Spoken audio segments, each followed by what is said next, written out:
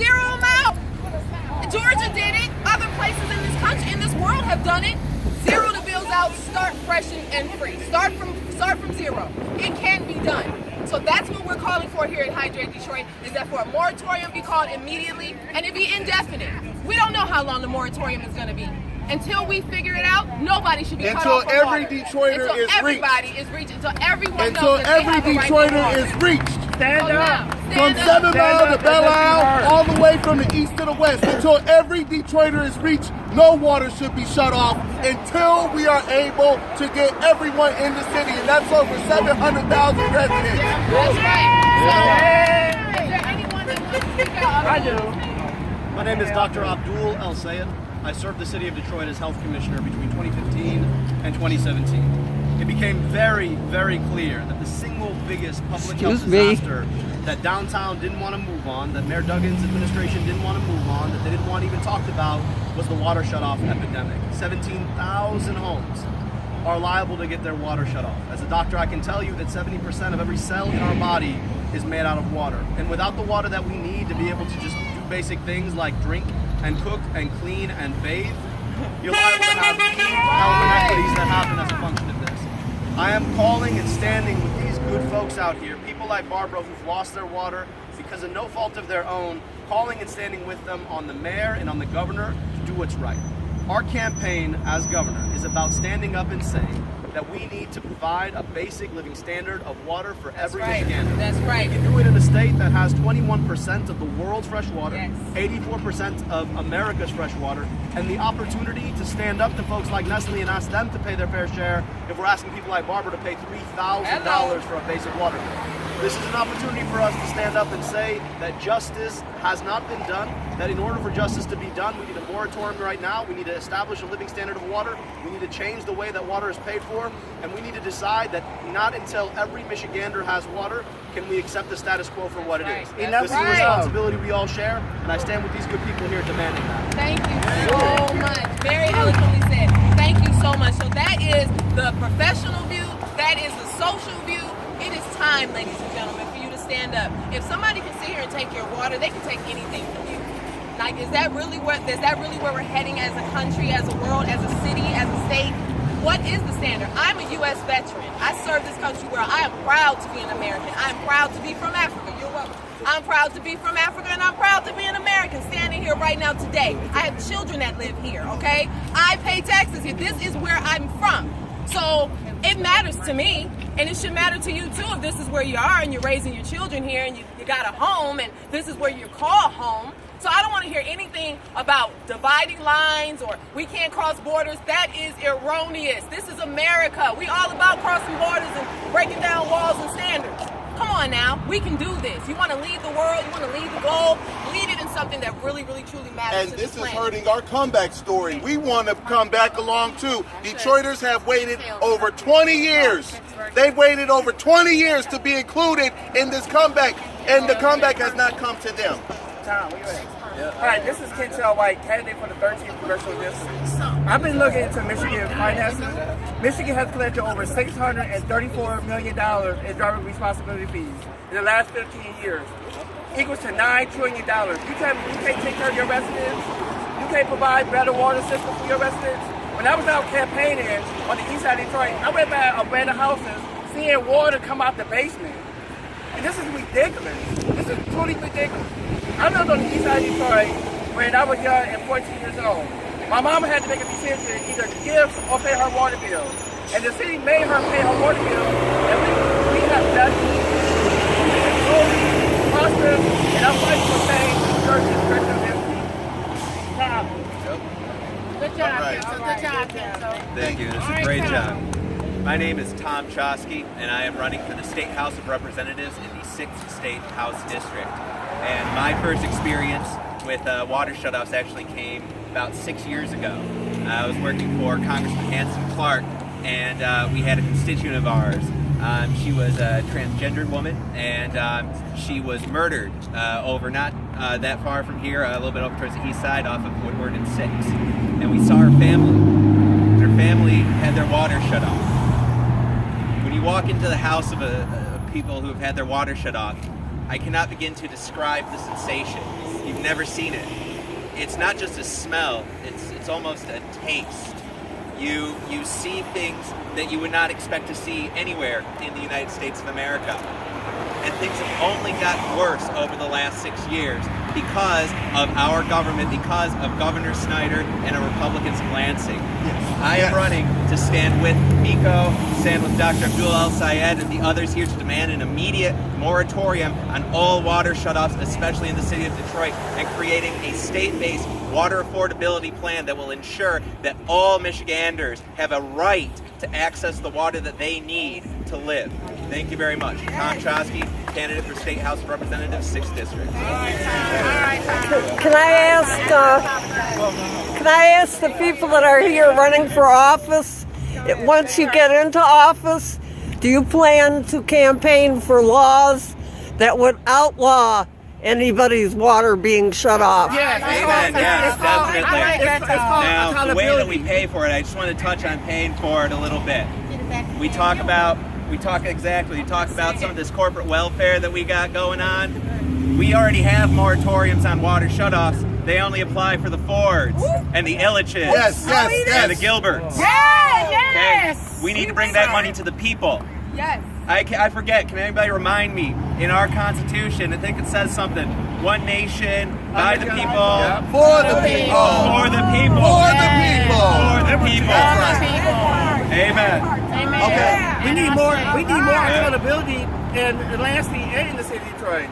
Everybody needs to be held responsible because there's too many residents that live in the city of Detroit or surrounding areas without water. 8,000 residents are living in the shelter right now. And we can't take care of our people. Time for change. Okay, I'm Valerie Glenn, lifelong resident of the city of Detroit. I grew up here. I don't remember anyone without water at all. Now, I'm presently working with Resurrection City. It's under SCLC on the east side. We are working with the homeless. For the first time, I see all of these people. We have young people with families afraid to say they don't have water because they don't want their children taken away. We have elderly people that are being taken care of, and the caretakers cannot say that they do not have running water in that house because that person will be taken out of the house. We have an outbreak of hepatitis A. And we've got all kinds of people. We have got to do better, people. We need to be standing up and shouting from the heights of the buildings downtown whenever there's a meeting. We need water. A dog cannot live without water. That's right. That's right. And let me touch on that. Thank you, Valerie. I appreciate you. I appreciate you. And let me touch on what she just said. Do you know that you will? Don't put that. Do you know that if you leave your pet outside without water, you get criminal charges? They come and get the pet. They come and get the pet. You gotta pay all types of fines and everything. They can shut off a baby. Yeah. They can shut off a brand new baby that just got home and has no water in their home to make bottles. Like, come on, y'all. We can do better. Who wants to speak next? All right. Hey. Yes, good afternoon, fellow patriots. My name is Les Little, and I'm with The Vote is Our Voice. The vote is our voice.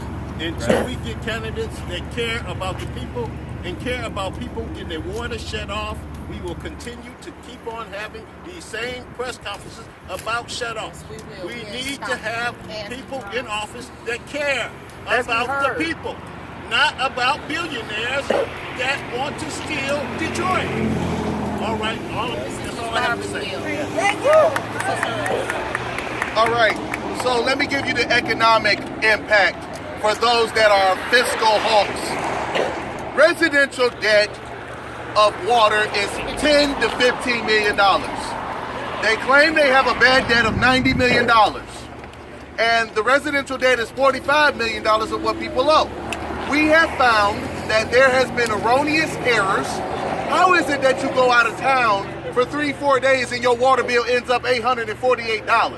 How is it when you have a leak that's not even your responsibility and the water department charges you for $3,200? And there has been people that have been in the dark, in the shadows, and afraid to speak up and speak out because of fear, intimidation, and the actual shame that goes upon. I want to tell the people right here that you can call us Hydrate Detroit, 313-279-0608. You can call us. We will help you. We will advocate. We will help you consult. We will fight for you to turn the water back on. No reason people should be living 2-3 years without water and have not said a thing about it. And to those people that believe that water, we should pay our water bills and we get welfare and all that, let me tell you something. Detroiters have been on taxed enough. We pay for water, DTE, our high insurance. We are on payment plans for our property taxes. This is too much money we don't have. No one could afford a $100 water bill, let alone $200 water bill. We had a 6.9 increase just this March. It just passed that the water bill increase has now increased to 6.9%. So you are now paying $80 a month for water. And then when we talk about the bonds, this is very good. There are $537 million in bonds that could have went to help people with their overdue water bills. And they have not been settled. Now we pay bonds to Wall Street we don't even own. So again, I say water amnesty now, debt forgiveness. Relieve the citizens of their debt. Let us pay the fine, get us back in good standing. That's all we want, our bills back in good standing. And we want affordable water we can pay in the region. Tamika, can you explain why Ireland is on here? What was the situation in Ireland previously? Yes. As far as water goes. I'm going to talk about that in 1 second. Okay, thank you. Yes. My name is Mike Shane. I'm with an organization called the Moratorium Now Coalition. Stop foreclosures, utilities, and water shutoffs. We've been calling for a moratorium on water shutoffs for years now. We want the DWSD and the elected officials to claw back the $537 million that we had to pay to Wall Street in 2012 when Governor Snyder created a financial emergency in Detroit. I want to repeat that number. $537 million of our money was given to Wall Street as a termination to the interest rate swaps. We want that money back. We want to investigate all the finances of the DWSD to find out where all this money went. In 2014, when the water shutoffs got really intense, 40% of the water flowing through the Detroit water system was unbilled. It was flowing into empty buildings and schools while the rest of us had to pay for this.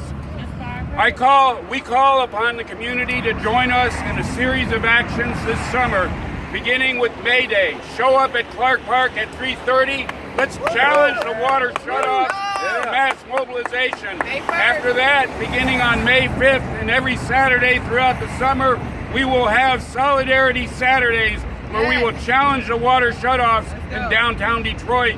We will gather at noon at the DWSD Payment Center or their headquarters downtown, and then we'll continue, excuse me, I need water, with the protest at Campus Margin at 1 o'clock. Thank you. All right. Great job, Mike. Thank you, Mike. So we're turned up, ladies and gentlemen. We're turned up, ladies and gentlemen. And to answer this lovely lady's question about this banner, Miko and I received when we were in Ireland. Yes. Ireland has had an issue with their water. Basically, they're being metered for their water. They were trying to be. Irish Water, which is similar to Nestle here in America, was metering their water. So they've always had taxes. Their water has always been paid through their taxes. But for some reason, Irish Water comes into town and says, hey, we're going to put meters in your home. And the Irish people didn't know what that meant. Like, meters, we never had meters. What does that mean? And so they brought Miko and I and a couple others over to Ireland to speak in a week-long, massive media campaign to let people know not to get their houses metered. Why? Because a meter is a cash register. Sound like here. They're going to ching, ching, ching all your usage Sound and then familiar, charge you Detroit? for whatever they want. So the people of Ireland, we went throughout all the different provinces, the entire country, they treated us very well. And they finally listened, and they got some leverage, and they were able to convince a lot of people that, hey, we don't want this. So we spoke out to over 100,000 Irish people, letting them know that you don't want meters in your home. So we met people from Brazil and Spain and all over the world. This is a global issue, ladies and gentlemen. It is not something that is happening only here and, oh, people just need to pay their bills. And that is so erroneous. You deserve water. And okay, nobody told you deserve water. And the people in Ireland, they stood up and they demanded water. And this is what we have to do here in Detroit, is we have to take the streets. The first thing we do is that we want a moratorium on all water shutoffs until we're able to get this worked out. We want the mayor, city council, city water officials, and others to come to the table with us and to propose a solution. We all can work together to prevent water shutoffs from happening. This is a black eye to our comeback story. We want to be included as well. Well, we are included, we are here, but we also want to make sure that we remain here. Right. And then we go for the vernacular, is that we want to ensure water across this region, in Livonia, in Ann Arbor, and others that are crying about high water bills be relieved as well. We can come together without anybody getting hurt, without no one getting killed or dying from water shutoffs. There are even people that are living without water that are afraid to speak out for fear of what you would say. And I want to break that spell right now that no one should be intimidated or put in jeopardy for their water shut off. And I want to reach out to those that are, again, living without water.